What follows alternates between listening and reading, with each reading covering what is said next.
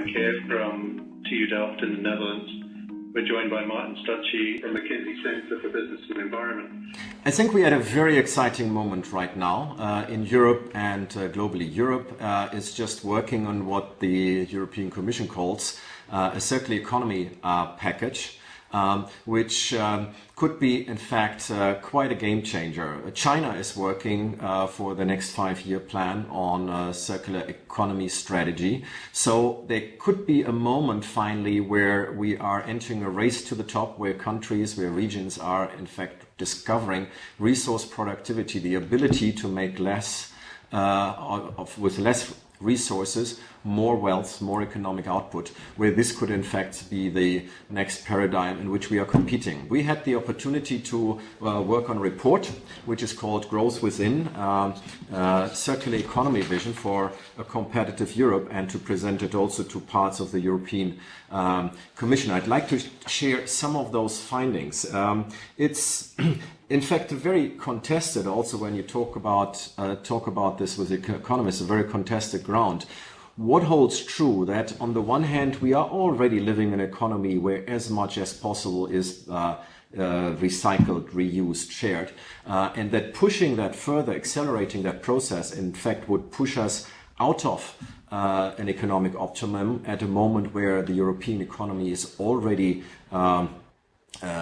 suffering from very high resource costs, or is accelerating that transition towards a circular economy, in fact increasing resource productivity, with that competitiveness, and making us just a better environment for employment and creation.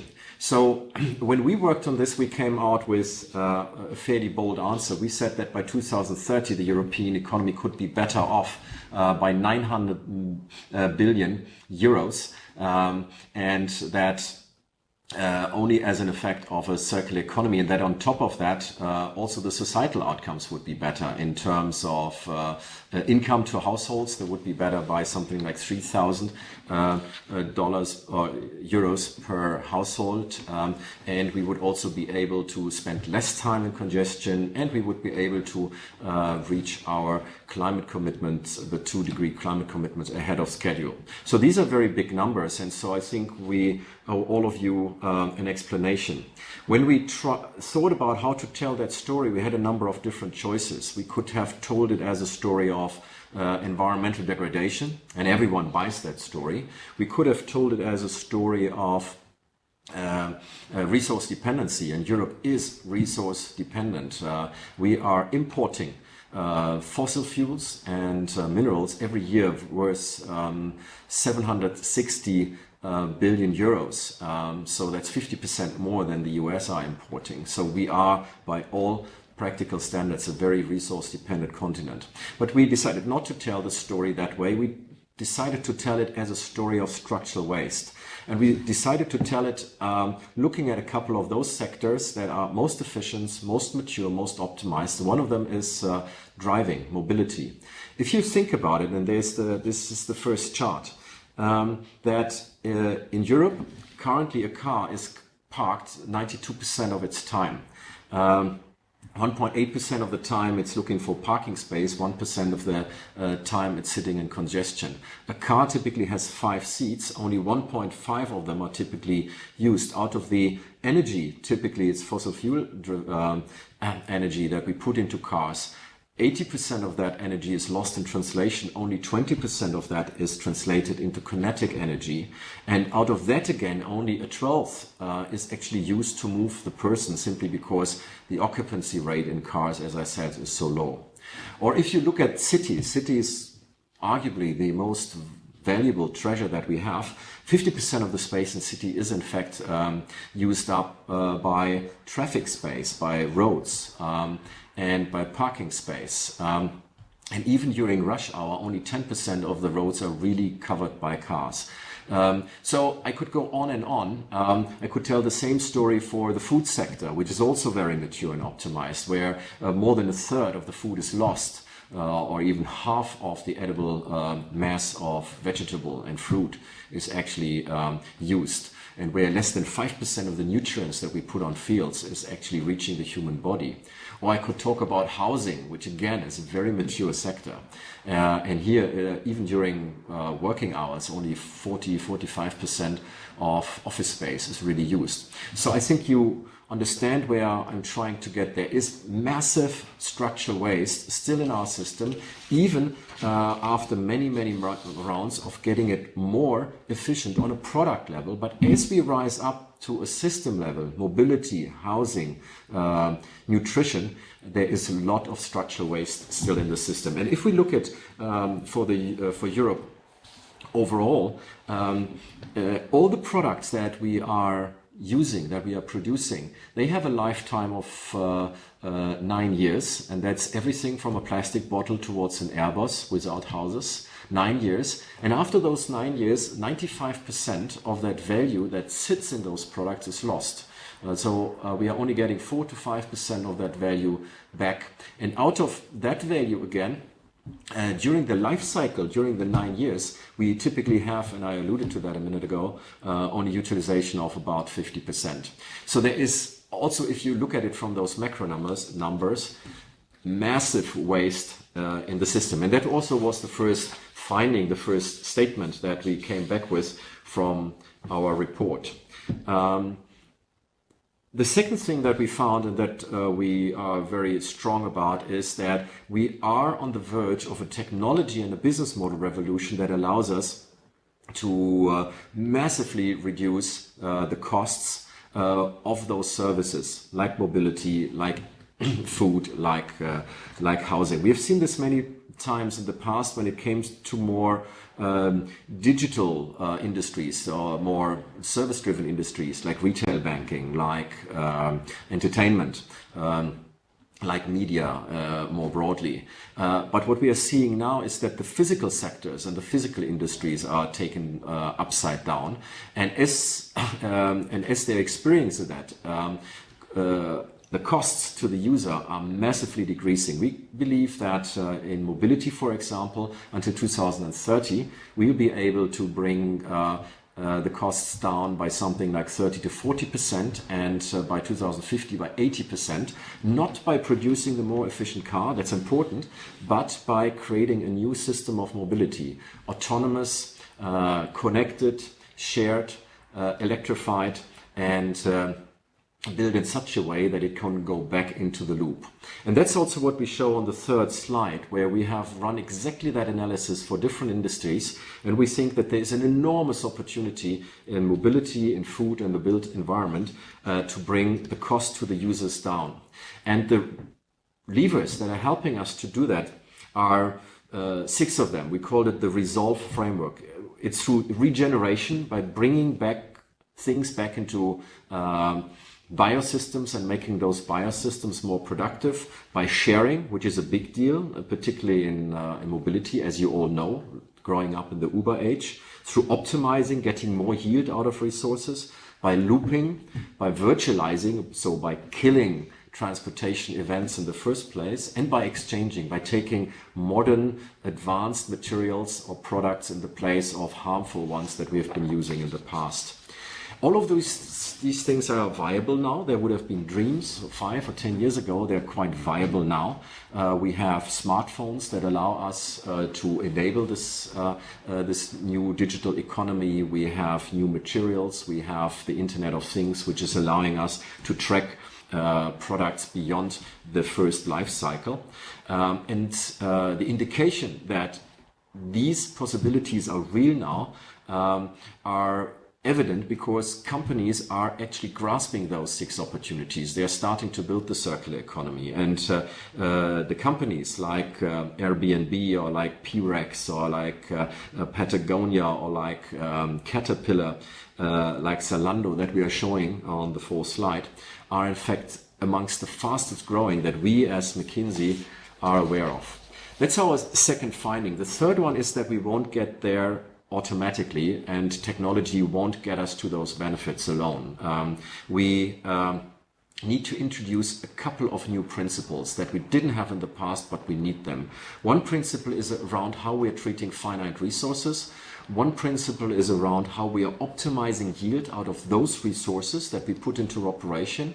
And one principle is about how we are avoiding negative system effects and externalities into other systems. If you apply them, and we've done that in our work, it gives you surprisingly concrete guidance, and that takes me to page number 6. Surprisingly concrete guidance on how to build the systems of the future. Not to build a system of the supercar, but to build this new intermodal system well embedded into the mobility system of a city that tells us not just to go for precision farming and to be a bit more efficient in agriculture, but really to close the loop, to bring nutrients back and to make we are investing into quality food. And the same thing goes for housing. So we were able to build very, very concrete scenarios around a world that would happen if we just go with technology or if we mix technology with circular principles. And that's what we called our circular future. And now taking all of that together, and that's page 7 in the slides, we were able to calculate and to model and to estimate, of course, what the economic implications of building a world that's just business as usual technology improvement, or a world that is really built around using and harnessing that technology for a circular future.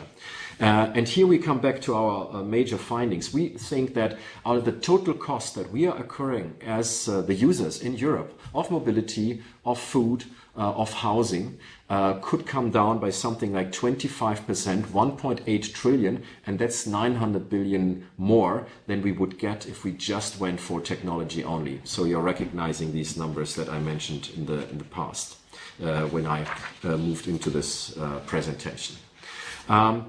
Now again, we went one step further and we said, look, if these scenarios are real, what would it do to the economy? And so we used a large general equilibrium model with all the input-output relationships and for 27 European countries.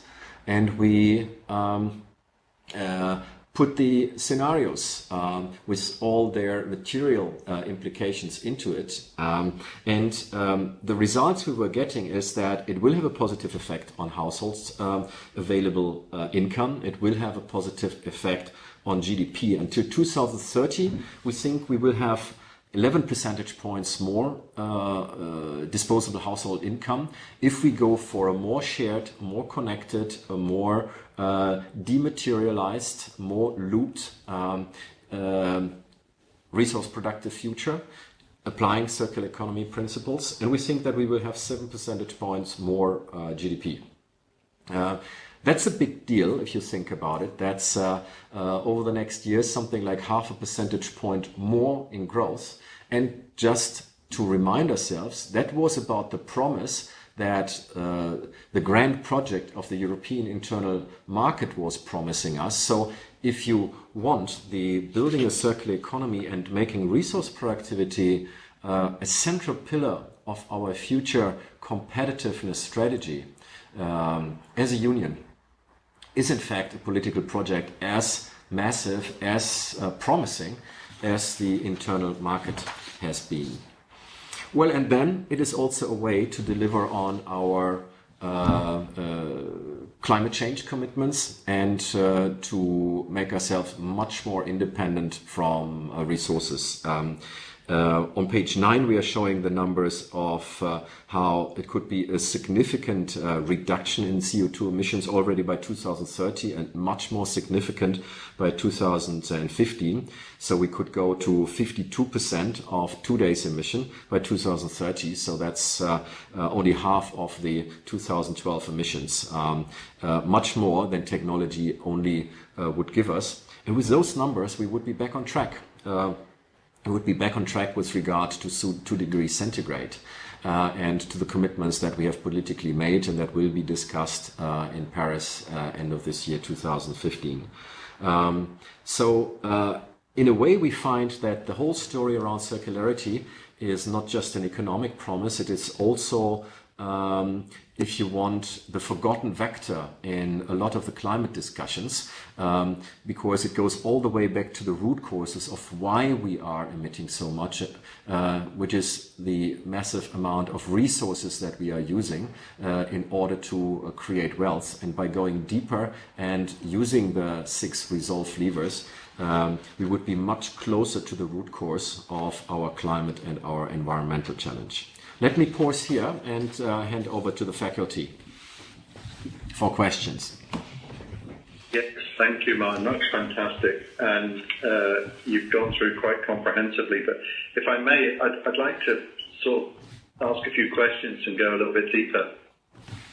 I'm looking at this fantastic resolve framework that you've developed. Would you argue that's sort of one of the core things of your growth within approach? We are quite excited about it for 2 reasons. First of all, it feels complete. So we couldn't think of anything, any lever that's not in it. You very often have also when you hit the ground in the reality of companies, which we do a lot given our profession, that there is a trade-off between the short-term efficiencies and long-term redesign. And I think by running down the 6 levers, you capture all of that. And it forces you to think very fundamentally, not just about the way you're operating, but also about the product and also about the business model. And I think it's particularly by rethinking the business model that a lot of the environmental and resource productivity opportunities are captured. There's a lot of fatigue and also disappointment with how green products have been picked up by markets. That is different if you change your business model altogether. If you stop selling tires, if you sell kilometers, if you stop selling fridges but sell freshness, or if you stop selling mobile phones, you sell connectivity. All of a sudden you have created a very strong incentive for your user and for yourself as a producer to become much more resource productive, to make sure once you are getting the products back, you can refurbish them, or to make sure that the customer is using light, for example, if you don't sell lamps, if you sell looks, in an efficient way. So I think there's a huge case for incentive alignment, and as you think about the business model, and the Resolve framework is helping to systematically tick off all those levers available. The second thing is we've tested it. We are using it a lot with our clients, and they like it and they get it, and that speaks in favor of it. That's good news, and that's really important because that is an acid test. In this MOOC, we picked up on a number of circular knowledge themes and some of the thinkers from the past and present as well. Did you pick up on some of those when you were developing Growth Within? Yeah, clearly. I mean, if you want, the whole thinking around circular economy is eclectic in a good way, because it's picking up thinking that has been around, but that perhaps hasn't been pulled together sufficiently, that hasn't been framed strongly enough, so that it actually has not translated into a new operating mode in the way we run companies and eventually our economy. There is the whole story around industrial ecology, which essentially pursues that both energy and resource streams are fed back into the system. So also by co-locating industrial plants, etc. There's the whole story of cradle to cradle, which Michael Braungart and Bill McDonough have been spearheading for so many years. There's the whole story around the performance economy that Walter Stahl has been pushing. So there's a lot of thinking that went into it. There's a lot of thinking around from economists like Robert Ayers and Exegy, sort of, who was making a point that resources are much more important as an input into the economy than current growth models imply. But there's also very fundamentally, of course, a lot of biological science that goes into it. And there is a lot of physics in a way. The circular economy is the populist and economic attempt to reframe the laws of, particularly the second law of thermodynamics. That's very good and helpful, and we certainly applaud a lot of those thinkers that you've mentioned there, and we've recognised them in the course. I just want to come on to, there was slide 7 there, and there you mentioned the current development scenario and a circular economy scenario, and we have this term rebound effect, and we know from more traditional sustainability approaches that rebound effects have often had disastrous consequences and undone a lot of things. And here you show, under the current development scenario, a certain figure for a rebound effect, a lower figure for a circular economy scenario. Can you say anything about why that is less in a circular economy scenario? I think it's two reasons. The one is very practical and the other one is a bit more philosophical. The practical one is that under a circular economy scenario, we are assuming a couple of rules to be in place that are limiting rebound effects. It's clear that with those cost improvements that we talked about, we will see an elastic demand response, and so rebound effect will happen. So if you, for example, allow without any increase in marginal cost to the user as many cars into a city as in the past, then of course you should expect that the cheaper mobility in autonomous driving or in electrified driving will then in fact also translate into higher passenger miles traveled. So we need to have something like a congestion fee, for example, to make sure this is not happening. The report, by the way, talks about the positive economic and social effects of these instruments like a congestion fee, and it's quite remarkable how positive it is and why it's not picked up everywhere. So that's the practical aspect. The more philosophical aspect is, of course, that once you have lower material intensities, higher resource productivities, you're operating in a more dematerialized and regenerative system, then even more use, of course, is against a more benign multiplier of resources used. And so you would expect that to go down versus an efficiency scenario. So the first scenario, current development path, is a lot driven by efficiencies. The second one is more driven sort of by the holistic dematerialization of the economy, and that's why you're operating against a more benign multiplier. I hope that answers your question. Yes, it does. And I was interested there that you were touching on that. It's looking like we're going to need a more sophisticated dialogue with stakeholders to ensure that we avoid negative outcomes as we transition to a circular economy, and I think that's important. I'd also, you talked about, and then there you have on slides 4, you talk about these companies starting to move. And one of the things that I often get asked by all sorts of folks is this really happening? Are we really seeing companies seriously engaging with this dialogue? What's your view? Yeah, you're right. I think sometimes we see things that we want to see, and so we declare them a reality.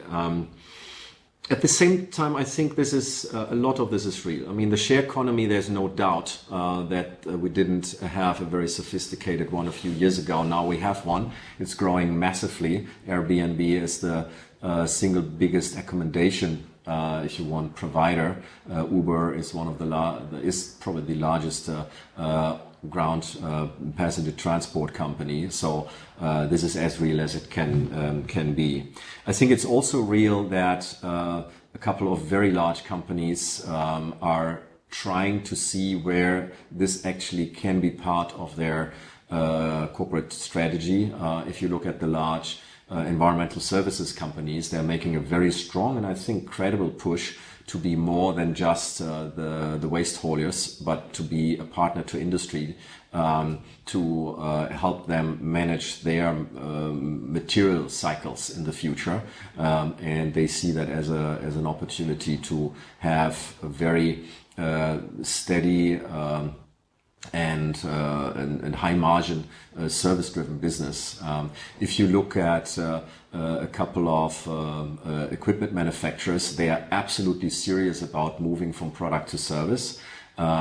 There's this whole idea of selling lux rather than lamps and selling kilometers rather than tires is a huge strategic theme, even in the absence of any circular economy philosophy. Sort of companies do that for reasons of customer retention, for reasons of share of wallet. So this is absolutely real. And the same thing also goes, I think, for parts of industry where in the past you would have concluded that, for example, an effort around food waste sort of was very much a reactive stance, a way to demonstrate good responsibility. I think the way companies also in this food sector are thinking about this is now much more fundamental and deep, and they're trying to see this as a source of as a very strategic challenge, but also potentially as a source of value. And all of these things are real. Sort of, it's also clear, however, that the circular economy as such continues to be a niche within a mainstream model that is still very resource intensive, but it's outgrowing the mainstream by far, and that is very reconfirming and encouraging. Indeed, it is. And I'm going to ask you one last question, and I'll just make an observation. You began today by talking about the important lead we see from the European Union, and we all eagerly await the circular economy package. We're starting to see some early press releases from them outlining what they want to do, and it looks quite exciting. But for the average European citizen, what do you think they will notice if the circular economy vision that you're talking about becomes a reality? I think some of that is, of course, behind the curtain. It's related to how we are running supply chains, logistic change companies. But I think there's a lot that will, hopefully, of course, I haven't seen it either, sort of make the light of day of consumer perception. One thing would be around plastic packaging, for example. I think there's a very strong notion that we need to rethink the way we are using plastic packaging in the future. Currently, it continues to be there's essentially all the value is lost during the first use cycle, and we are not valorizing it in a way that we technologically could. And I think this is something which sort of goes very deep into everyday habits, and that's something that consumers will see. Again, depending on what kind of rules we are and what kind of market we are creating for ourselves in Europe. And this is perhaps also a very important note to end on. This is probably more than a discussion of how many additional rules we want to impose onto ourselves. I think it's more a discussion of what kind of markets we want to create. I mean, all markets are essentially a human creation, and they are defined in order to work well for the kind of economic and societal purpose we are giving that market. And the whole discussion here is just another one of those. What do markets, or what kind of markets do we want to work for us? And the way you can regulate any other market in the financial industry, in the transport industry, in the automotive industry, there's also a market for resources and secondary resources which we can regulate in such a way that it works well for us and that it drives what we are looking for in Europe, which is competitiveness, which is growth, which is employment, and which is innovation. And I really think these rules that we were trying to describe in the report could be a good guidance for well-organized and well-regulated and highly beneficial markets that work for us in the future. Martin, thank you very much for giving us your insights today. It's been fantastic, and we thank you for all your help. Thank you for your interest and for your patience. Let's connect soon.